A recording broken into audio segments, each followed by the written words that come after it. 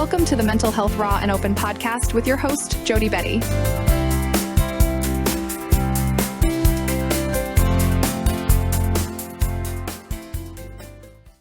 Hi, and welcome to the Mental Health Raw and Open podcast. I'm your host, Jody, and today our special guest is a friend of mine, Jacklena Bentley. Welcome to the show, Jackelna. It's so nice to finally meet you, talk to you, and see you. Yes, exactly. It is, Jody. I'm really happy to be here. Thank you for inviting me. Oh, of course, it's my pleasure. I've followed you for a long time on social media now. I love your posts. Your book is in my Amazon cart. You know what? Why don't we start with that? Tell me about your book. I wrote a book called Part Truths, and basically I wrote it because that was what my whole life was, which is part truth, just to be manipulated. That's how my family treated me. I was the scapegoat of the family, and I was lied to for basically my whole life. And when I started finding out about all the lies, and when I started finding out, um, and my sister was in on it with my mom too, and finding out what they were saying to my father too. It was really hurtful, but it was very healing to write my book and put it all out. But when I put it in chronological order, what a gut punch, because it was just like so much abuse and so much abuse and so much abuse from so many different angles. But you could see the patterns of what my mother and my sister were doing. And it was an awful way to grow up and live. And I finally just said, no, no contact. And that was that, because, I felt bad for my dad, but my mother was just evil. She was just evil. And how she manipulated people so much. And they thought she was always so nice and sweet and gentle and all the rest. But, behind closed doors, she was, wielding a hairbrush or a wooden spoon, or, she broke my brother's arm with an oar. She just roundhoused him with it. And Oh my God. yeah, and like right in front of me. And then when my father came running up to find out what had happened, she denied doing it. And my dad took my brother to the hospital. And then she took me into the bathroom. She dragged me into the house. I tried to get away, but I was just a kid. She shoved my mouth full of soap, telling me that I was lying to my father, that I shouldn't say that this happened. And then she beat the pulp out of me. And it was hours and hours of beating. I was black and blue from head to foot. And, then she told my dad I fell down the stairs and nicknamed me Accident Annie after she beat the crap out of me. So, the house was just full of lies and secrets constantly.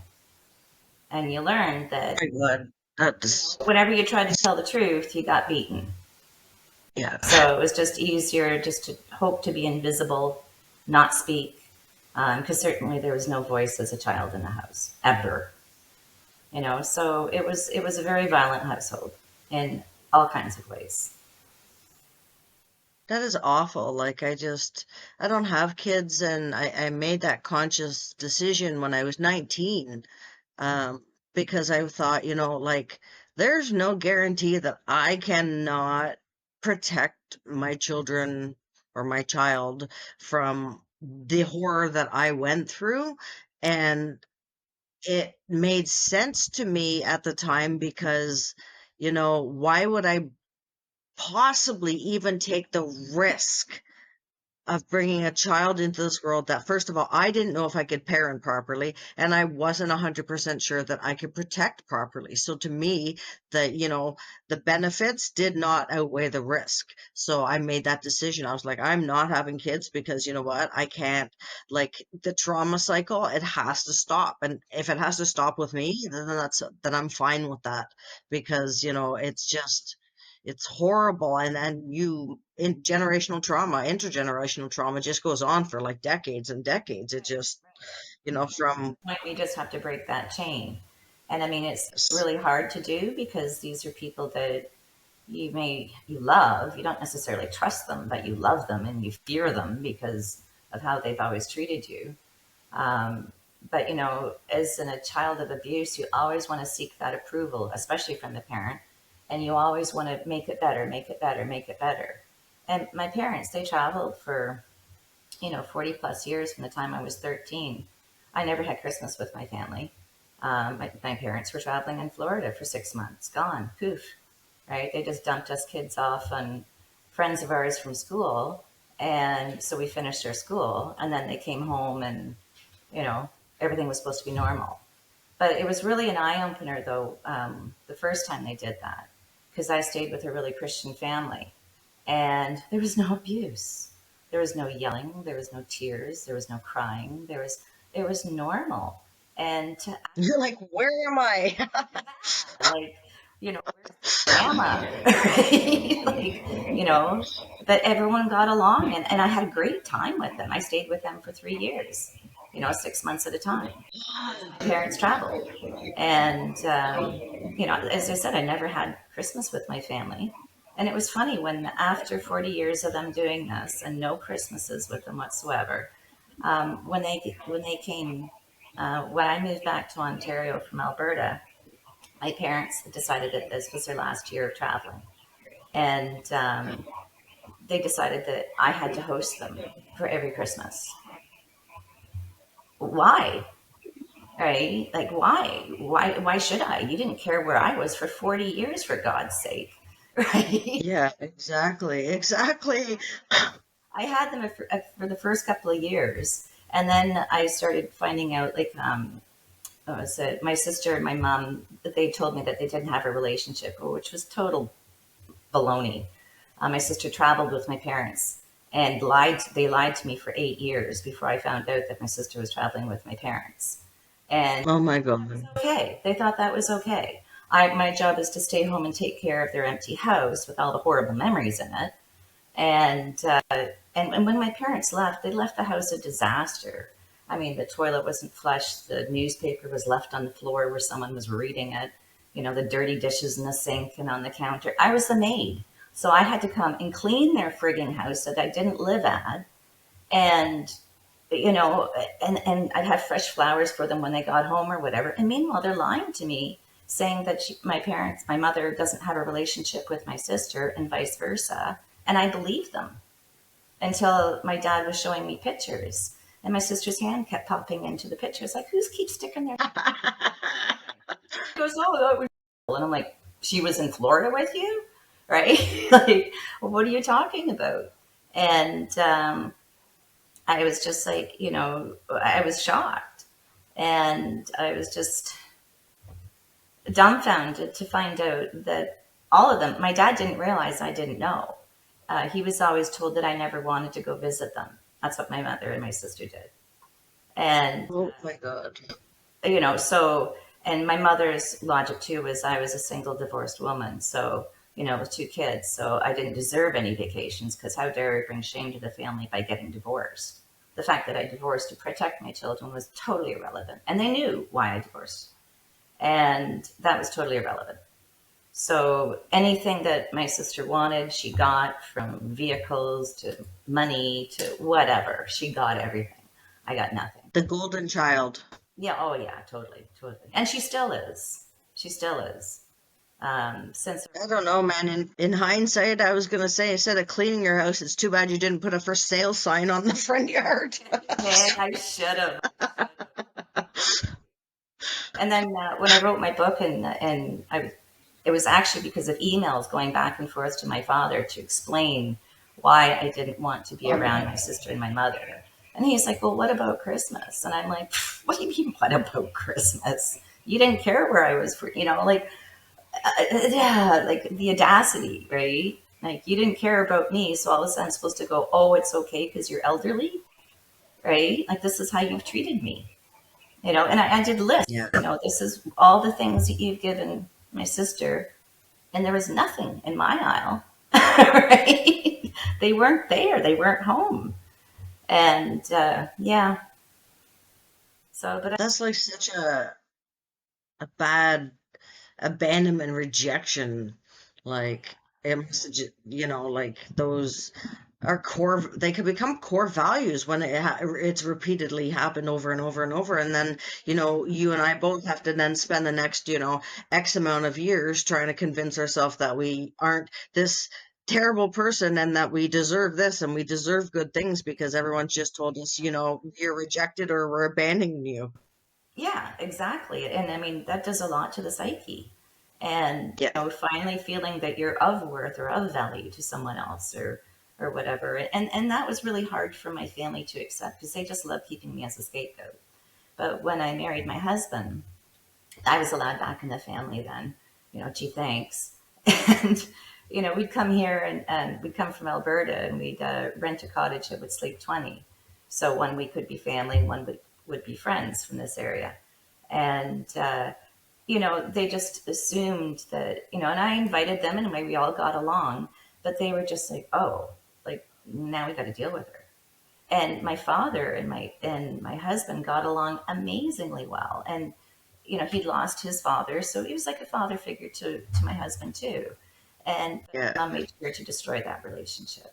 She made sure to destroy all of his relationships. And what do? Right?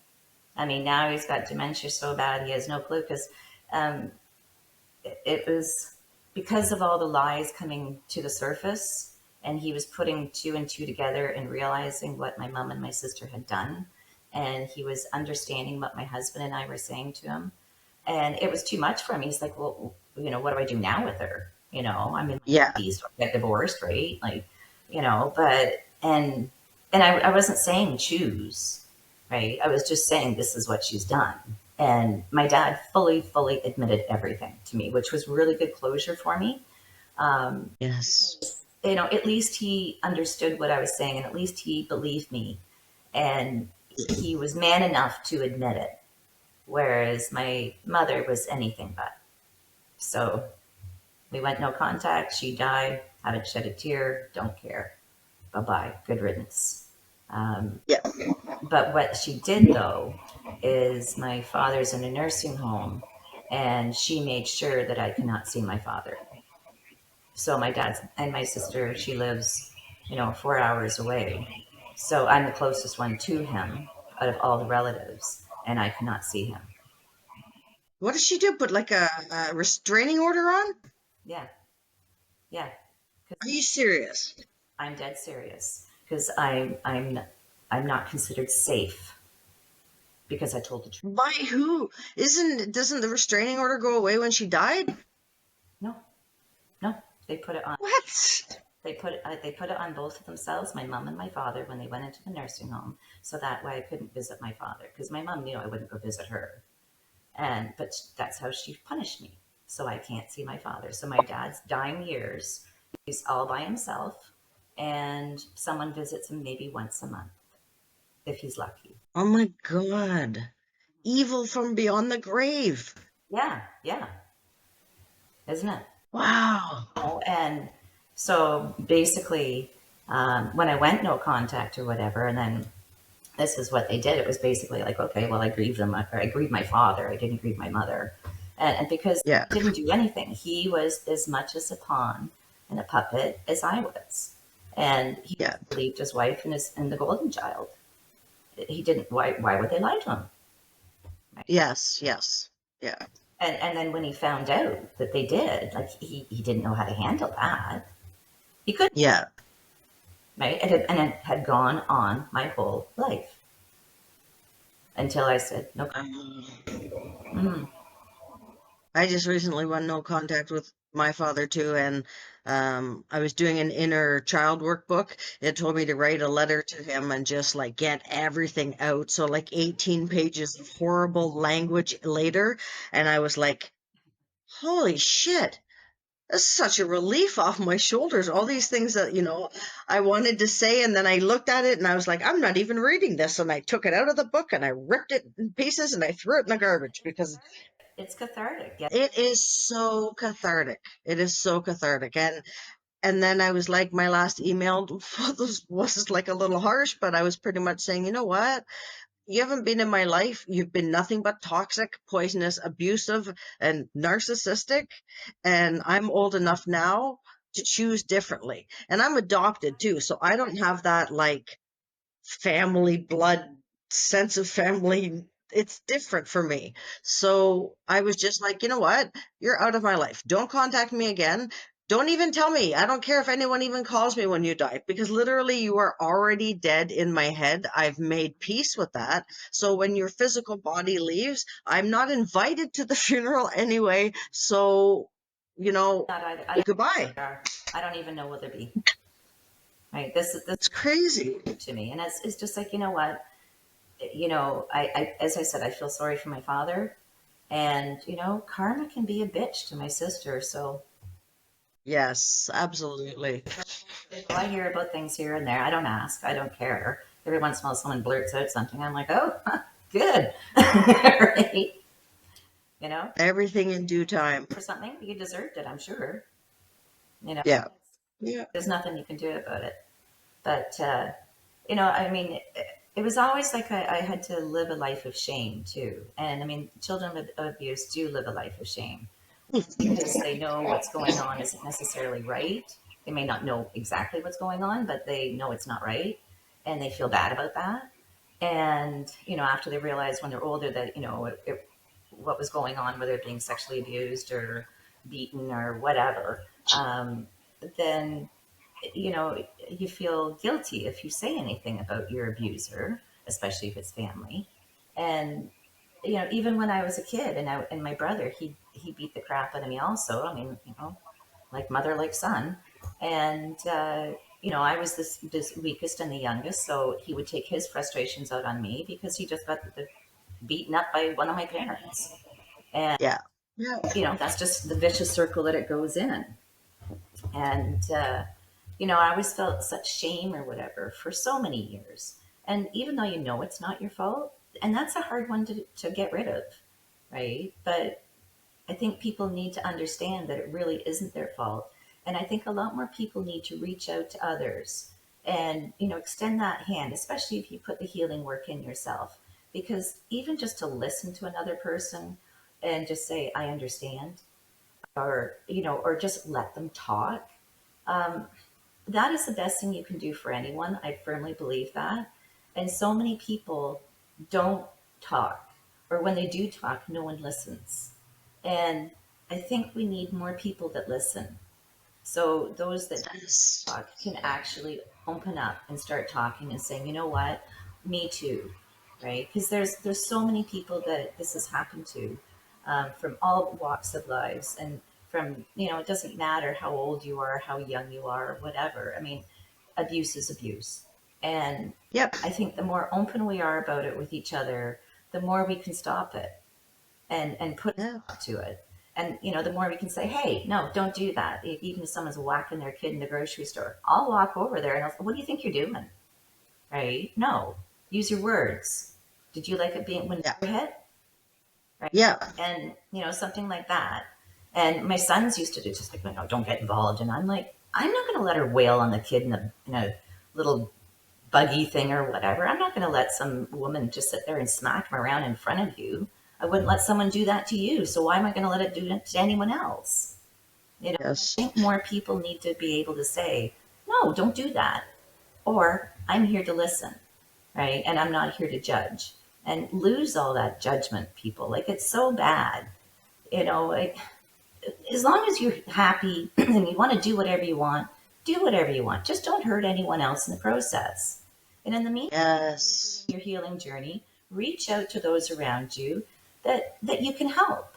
You don't have to say, I'm going to help you. But if someone talks to you, listen, because some Yeah. people is just, I find that frustrating, you know. And listen to hear. Don't listen to speak. Yeah, listen to comprehend. Don't listen to respond. Yes. Yes. I have one person in particular around me that listens to respond all the time. And it's so frustrating. And it's just like, why can't you hear what I'm saying? Or why do you Mhm. me? And that's what they do. And it's just, when you see people doing that all the time, it's, it says a lot about them. It truly does. Yes, absolutely. And I think like in the listening process, it's so important to just listen And, from trauma, I truly believe the gift of empathy develops. Not compassion, not sympathy. There's a big difference between the three. And I think that once you have been through something similar to someone else, you now have the gift of empathy, of understanding the feeling that they may have gone through, right? And validation, just to let people know that it doesn't matter what you're feeling. It is okay to feel what you feel. It may not be okay to react on how you're feeling, but it is okay. It is okay to feel what you're feeling. And I think it's just important for everyone to know that it doesn't matter if you're happy or sad. Just, sit with those feelings, and instead of like pushing them away or trying to avoid with them, make friends with them, and then, let them come in, let them sit in your mind for a little bit, and then out the other side, because feelings are not, they come and go in waves, like they ebb and flow like the tide, right? Back at you anyway, just in a different angle, Oh yes, basically. yes, absolutely. Yeah, you always get a lesson. The lesson never goes away until you've learned it. Yeah, I mean, some of us, I know myself, it took a lot of years for certain lessons to register, but we all make mistakes, Me too. all got to learn from them. And and you don't have to judge someone because they make a mistake. That's how they learn. And people that judge others because, oh, they're doing this or they're doing that. Well, guess what? What did you do? You know, Yes, exactly. who are you to judge? And Yeah. I find people that are judgy like that is just not my cup of tea. No, me neither. It's like if you can't go into it with an open mind, don't go into it at all. Yeah, You know. Um, true enough. Keeping your personal judgments and biases out of things is like highly crucial if you're in I don't know, I want to say field, but in the practice of, helping people or reaching out or being compassionate. Like I've made a bazillion mistakes, Hmm. right? I don't want to be judged for them. Yeah, exactly, exactly. I mean, all of us have. That's how we learn. But Yes. but I'm glad that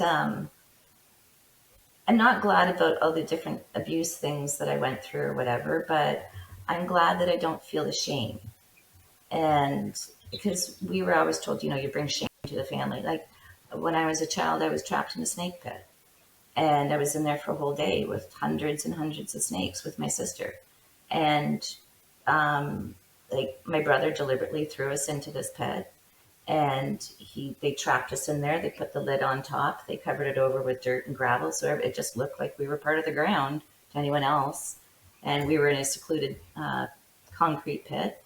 And when my father finally found us, and we went in there, just after breakfast, and he found us after dinner because we didn't come home for dinner. Oh my God. And by this time, both of us were mute. We couldn't speak anymore. Like when we heard him calling us, we both managed to yell, but then we didn't speak for days after that.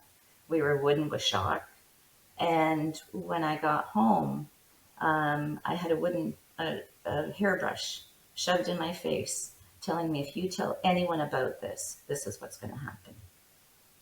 And I literally had just gotten out of the snake pit. And now you're threatening me to hit me if I talk. So I just didn't talk. Yeah. But why am I the bad one? Like I had hundreds of bites on me, and because we were kids, and actually my brother and my sister and I we were catching the snakes. We didn't realize my brother had been catching them for days and had built this pit, and him and his friends, and this is what their plan was. So what he did was we all had gallon buckets or 2 gallon buckets we used to weed the garden with, and we collected all these snakes and garter snakes and sand snakes and milk snakes and stuff like that. But we were only getting the ones that were like about a foot long. Well, him and his friends got all the ones that were 2 to 3 feet long, and they were already in the pit. So when my brother said, "Let's go put them in the pit," I got a great spot to put them so they can't come near the house. I'm like, "Oh, okay." So off we follow him, trusting him. And he opened the lid, and we're like, "Oh my god!" And he literally he dumped one bucket of snakes in. All the snakes in the bottom surged towards it. Surged towards the newcomers, I guess, for lack of a better word. He pushed my sister in, and then he turned around, and him and his buddy threw me in on top of my sister, and then they dumped the last 2 buckets of snakes on us. and shut the lid. And it was pitch black. And we were screaming and trying to get out. And every little crevice that we were trying to dig our way out of, they were just filling us back in. So we couldn't see, we couldn't hear. And, we're in the middle of a field, right, in a big ditch that they put 2x4s and or 4x8 plywood on the ends and over top, and just literally made us a pit. So that's what we lay in. And after that, I was told not to speak, and I would bring shame. Never any offer of any help, never any offer of any nightmares, nothing. And to this day, when I see a snake, my body moves in a really weird way. And I'm told that was my first 4 bites. So, Jesus. but this is the sort of trauma I went through, and no help, no help, no help. You're bad if you talk. Shame on you. Shame on you. I didn't deserve to be shoved in there. I didn't deserve any of that. But my parents, they did try to make it right. They beat the fuck out of my brother, and we're in the bedroom next door to them, listening to them, both my parents, bodily throw him around the room. And that just added more trauma to us. We didn't want to. Oh, God. But that's the kind of house that I got to grow up in. Like, it was just brutal. When my brother moved out, it calmed down. But my mom, that's when she just started lying more and more and more. And my brother was schizophrenic. I swear to God, she beat it into him. I swear to God. Yeah. Yeah. The beatings that he received at her hands.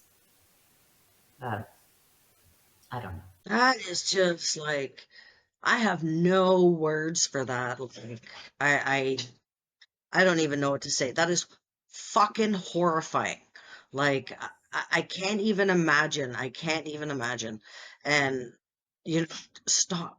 To survive that and, so many other things, it just shows like you have immense, immense strength, lady. Like, Well, you won. In the long run, you won.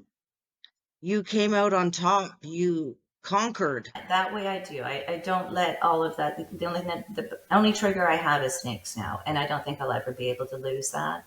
I've tried different things to try and get that one, but it's just seeing one. I can talk about it in Yes. a way. Seeing one, no, I'm not, and I'm immediately out of that area into a vehicle somewhere and leaving because I need different. Yes. Yes. Right, and I live. Yes. So I see them quite often, and it's like, okay, I'm off for a drive now, right? Just to, and I'm every spot that I've seen them around my home or where I live. I'm always looking to find another one in that same spot. I know it won't be in the same spot, but it's just I know it was there, so it's kind of Right. right. But I mean, Oh my God, yeah. you can't lose, and and you can't control it because it's wild. So that sort of thing. But strength, I think anyone that's gone through any sort of abuse is a strong person to walk out the other Absolutely. heal. And that's the thing. Yes. You got to heal. And instead of letting it eat you alive, you got to heal. And whatever it takes and however you do it, that's what you do. And get rid of those Yeah, absolutely. out of your head, because that's the worst thing you can do is listen to them. Because those are voices from the past that have nothing to do with who you are. Right? That's some abuser's voice telling you all those negative things that, you think that that's true. That's not true. That's not your reality. It is too. And you know what? I try to tell people when I run my space, especially like those voices that you hear that are saying, you're bad and you're shameful and you're horrible or whatever you got called. Those are not your voices to carry anymore. That's not your voice. You weren't 4 years old calling yourself stupid and shameful because you didn't know what shameful was. Those are the voice of abusers and narcissists and toxic people, you know, that, come into your life, and those voices remain for like it. I call mine trauma brain because it was just my brain was so full of trauma that I looked at the world with these dark glasses on. So it didn't matter if I was in the sun, there was still fear and fright and scary, and everything out in the world was like awful. Like I had no trust in adults by the time I was 18 months old when I was adopted. I stood in the corner of my new house and my mom said like they did everything. They went to pick me up. I would freak out. So she literally she made me a little bed and let me sleep in the corner that night because I was not having any of it. I had my little plastic doll and my little suitcase. I don't know who you are, but you're my sixth family at 18 months, and I don't want any of you. I don't blame you. I don't blame you. Right? Like it's just and then you grow up with that, right? Yeah. It makes total sense though, right? So, and Yeah. that's the thing is like, you see some people that say, no, no, no, I have to sleep over here and you have to do this and get all angry at you and put you into a bedroom. I think it was very kind of her to let you stay where you wanted to. That was your comfort zone, Yes. right? Yeah. That was the most sensible thing to do, I think. Yeah. So kudos. Apparently, I was bribed out of the corner a few days, like the day later with Smart. Apparently, I like Smarties a lot when I was a toddler, and they actually called the foster lady, and the lady said, "Give her Smarties," but I wouldn't take them, so they trailed them like on the floor. This is before we had a dog along the house, and then eventually, like I would sneak out and get a Smartie, and then go back to the corner, and then eventually, that's kind of how, it's the same time my mom put me in the bath with no knowledge that I had been drowned when I was like, I don't know, 10 or 11 months old. So, um, when she went to put me in the bath, I apparently like just about ripped her hair out, like freaking out. And she's like calling Children's Aid, going, "What the hell? I can't put this child in water. Like, what's going on?" Right. And Children's Aid at the time didn't really supply much information. They just said, like, she was removed for, domestic or sexual, physical abuse and neglect. And they didn't get into any details about anything. So it wasn't until I was older that I went back and started doing all this research and had a conversation with my worker who was like at her year of retirement. And, I basically got everything that she knew out of her. Um, and it was like, oh, all these little like things now have a few answers here and there because my mom had passed when I was 19. So by the time I was started like searching for this information, there was like no one to ask because my dad's a narcissistic, toxic prick, right? So I wasn't going to ask him any questions. Yeah. No, no, No, never any fun to be around. no. I avoid, It's always never good enough. Never good enough. no, no. And accuse you of their behavior. Oh, yeah, yeah. And I've literally done everything. Like As much as possible. I avoid as much as yes, yeah. yes, absolutely. And I've made a conscious effort to like analyze his narcissistic traits and do everything possible to do the opposite, to not be anything like him. I don't have his dirty genes, thank God. So, now it's just a matter of like emotionally getting rid of all the toxicity and poison that he, put in me for so many years. Right. And that can But once you like, those toxic yes, or toxic, thoughts or whatever. But I mean, we all have our own tricks that we use, and yeah, myself actually, it was kind of funny. I like swimming with turtles, so every time I would have one of those horrible thoughts, I would put my mind into going swimming with turtles, and I swam with thousands of turtles in my head, but it worked. oh, So that's so cute. yeah, so everyone's got a way of doing whatever they do to make themselves better, to heal or whatever, to work towards getting the future and the goal and happiness and love and all those wonderful things that we all are so deserving of. And so yeah, I use turtles. It works. That's so great. I swam. I love sea turtles. I'm like 100% more animal person than I am a people person. Um, oh my God, right? And they're so peaceful and natural. Too. Yeah. Yes, yes, absolutely. But I had the opportunity to swim with out in the ocean with dolphins and sea turtles, and it was like just I didn't want to get out of the water. I was probably in the water for like 3 hours, it was sunburnt, everything, the whole 9 yards. I'm like, I'm not coming out. You can't get me. I don't blame you. I don't. But It's relaxing. yeah, It's beautiful. it is, and they're so graceful, and dolphins are so playful, and it's just like It's nature is so, for me, it's just so grounding and healing, and especially water. Like, I'm a water person. I'm a fire sign, but I'm a water person. Yeah, I And live on even yesterday, the like you're. oh yeah, you're not even far from me. You're like No, literally 30. I actually live on the Like, water too, so it's like it's my happy spot. Like even when this oh man, I'm. is ripped up and because of a storm or whatever, I still find that exhilarating.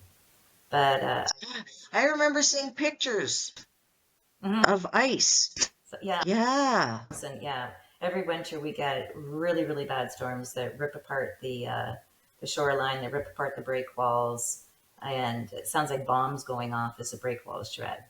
And and just the storm or whatever, the winds of the storm and everything's just whipping up, and the waves are going over cottages, and it's wild to see. It's just the next example is like Yeah. there's a train coming down the road, and it's just the wind, because and So cool. it's including the lake, so So neat. My roommate's brother lives in Fort Erie too. I don't know exactly where. We've been down there once, but next time we go down, I'm coming over for a coffee. yeah. Well, let me know. Yeah, absolutely. Um, Nice.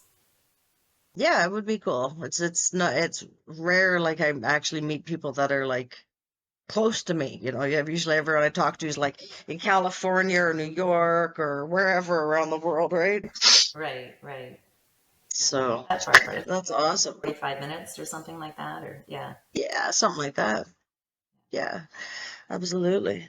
That's awesome. So I'm gonna post your book link because, I think that I haven't read it yet, but from the outlay that you give me, like, there is so many lessons and so many things that you have overcome that it's got to be an inspiration to whomever picks it up, because, it's one of those, like, wow, this lady went through so much horrifying, unimaginable shit, survived, came out the other end, healed herself, wrote a book, and is now living a happy life. And if you can do that, that is like an exemplary example Anyone can. that anyone can. All can. Yes. Yes. And that's And our stories are so important. they are so important. So I'm so proud of you. I think you're amazing. I just, like, wow, all you've overcome, and it's just awesome. And your positivity, like, I see your posts online are always pretty positive, or at least pointing out toxic traits of narcissists. And I play well with I, them. nor do I, nor do I. And first I used to care. Seeing those red flags, I'm like, oh no, do you really have to be like that? And then you see them more and more. Yeah. I'm like, oh, okay, Yeah. yeah. I hear you. But I'm the same thing. people are the way they are. I'm not going to control them or change them. I'm Yeah. walk away. I'm very. Yes, absolutely. Mhm. Yeah. And you know what? It comes to a certain point in life where you're like, no, just no more. No more toxicity, no more negativity, no more anything. I don't need it, and I am allowed to say no to it. I do not have to accept that into my life anymore. Exactly. You know? I mean, we all have our point that we get pushed that breaking point, and then you go no. And once you do, and you start saying no more and more and more, that's a wonderful feeling because actually you start taking control back of your own life. And I think that's what a lot of people need to do. And Mhm. and if you can help them on your journey or on their journey or whatever, do so. I think that would be the best thing for everyone. Yes, absolutely. I think it's so crucial too to meet people where they are on their journey. Um, and with my space, I like it because there's, people that are at all different stages of their healing journey. So you can, if you're a little further ahead, now you have a little more information in your head. You can go back and hold that person's hand while they take their journey, so they're not doing it alone. And if you're behind someone, so to speak, then you can also learn from what they've done to get to where they are. Exactly. And that's what it's all sharing is caring. Yeah, Right? absolutely. Absolutely. So I appreciate you. I appreciate your time. I appreciate you for, coming on the podcast, and I appreciate you for sharing your story and your book. Oh, absolutely. You're very welcome. It's my pleasure. It's my pleasure to talk to you and finally see you, so long online, and I see a little picture and now I see your face. It's so nice to put a name and a voice to a face. Well, true enough. True enough. But I don't use my face So, time. My no, I hear you. and so that's Yeah, the only reason why not. But yeah, that thank you totally so makes much for sense. having me. You're so welcome, my dear. I hope you have a wonderful day and we'll talk soon. Okay, talk to you soon. Bye. Okay, take care. Bye-bye. Thank you for listening to the Mental Health Raw and Open podcast with your host, Jody Betty. If you enjoyed today's show, please give it a like and don't forget to smash that subscribe button. And if you appreciate the work I do, why not buy me a coffee? Details in the show notes. Today's episode was recorded and edited by Dorian Kent and produced by Jody Betty and Dorian Kent. This has been a Raw and Open production.